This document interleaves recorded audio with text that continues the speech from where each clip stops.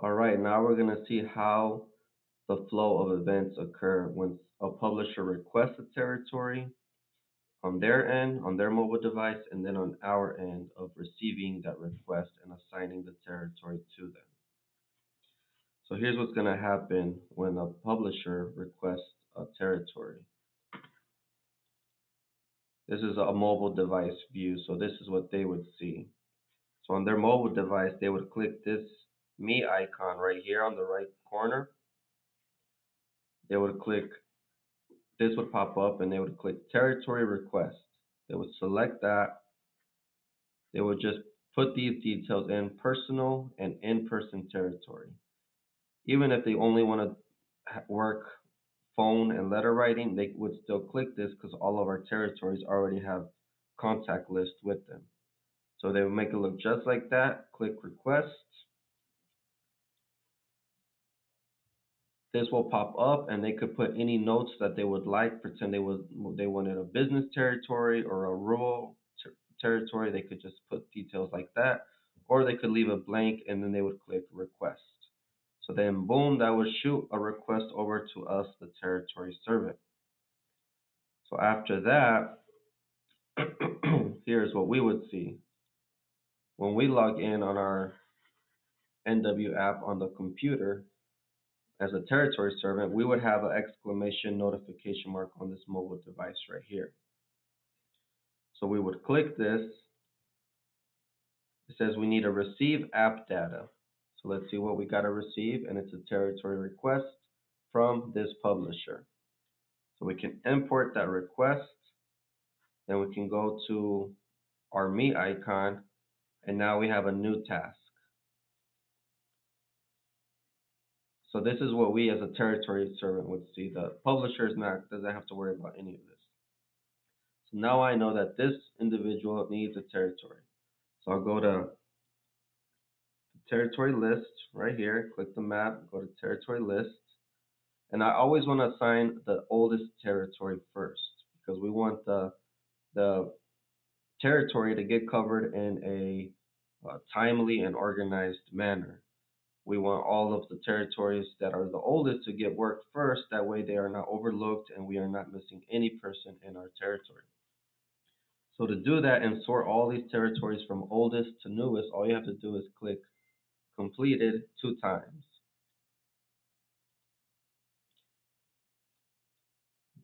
Right here we see this is our oldest territory. Now pretend they wanted a rural territory. You would just simply go down until you see rural, or you could organize it right here. You could click rural, and then same thing, it's already organized. This is the oldest one. You could assign that one. But since we're looking at all of them, we click this 2 times, and here's our oldest city territory, 81. Here's all the details, everything's ready to go. And then we would go to assign it in this tab right here. So the publisher that was requesting it was Jonathan, so we're going to click that. It's a personal territory. We want to make sure we click this because if we click congregation, the entire congregation will be able to see it. And we just want this individual to have it on his own device so he is not bombarded with several territories. So then from this point, personal, this is the date that's getting assigned. We'll click assign. Okay. So now that's assigned, but we still have to send that data to their phone. So now we'll go back to this mobile device, send app data, prepare and send. So right here, it'll give us the information. It'll say territories assigned to the publisher, their device, sent. So now this publisher on his phone will receive a notification saying, hey, you have a new territory. And we can look at it from their end. Let's see how it looks on their receiving side. So on their mobile device, this is what they will see.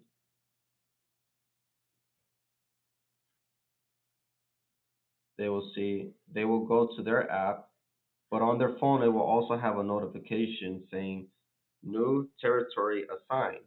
So they can click that, it'll open up this, they go down to their territory, and right here it'll say personal, and it'll have their new territory added to their device on their app. And here's how it would look like on their phone when they receive that. So they would get this notification and they simply view it by going to this tab, and it's right there.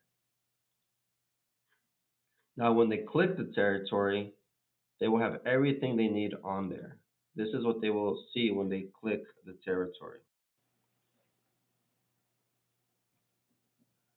They will see all this, the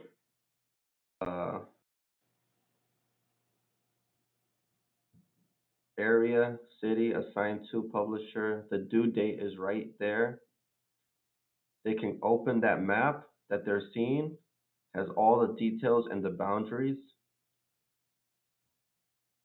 They have the contact list, the GPS directions, links for both of them, notes for them to keep in mind, like the boundaries, and then work both sides of all other streets. And then the do not calls, of course, are right there as well. This is what they will see when they click this territory. They can put a side view, they can look, zoom in, they can see all the streets they need to work on, the details, and they can even print it if they'd like. They can keep it on their device or they could click it, click print for their house, or they could save it onto their device as well. Now they went back to the app, they're done looking at the map. They can also look at the links. The first link that they're going to see is the contact list. They click that and they will see all the addresses that if they want to do only letter writing and phone witnessing, this is what they would open. They can save a copy or they could also print it. So from right here, they could go print it to their house or save a copy. They go back to the app. So with these two links, with this link is the address, and with this right here, they can view the map. They can print both, save them, do whatever they like. Um, and then the second link is the GPS link right here. If they were to click that, it would send them to the one of the boundaries Head east of on the Highgate Place territory. toward Dupree Drive. Turn left onto They could go click that and then be in the area, see exactly where they're at. Now pretend they're all done with the territory, they're ready to check it back in. This area is where they would put any notes for us, the territory servant.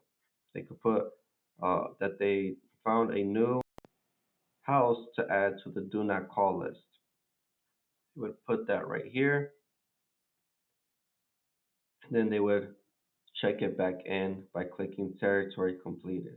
Or if they didn't complete it, they would put that in the note. They would send that off and they would gray it out saying territory completed. And that's how they would work it and check it back in. Let's get out of this one. So then on our end, once they click that they are done, we are going to see that as well. So let's say that they did all that, they turned it back in.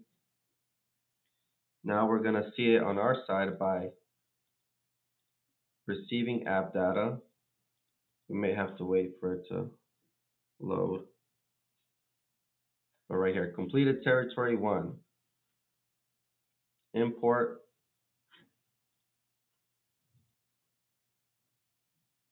And once we're done, once we receive the app data,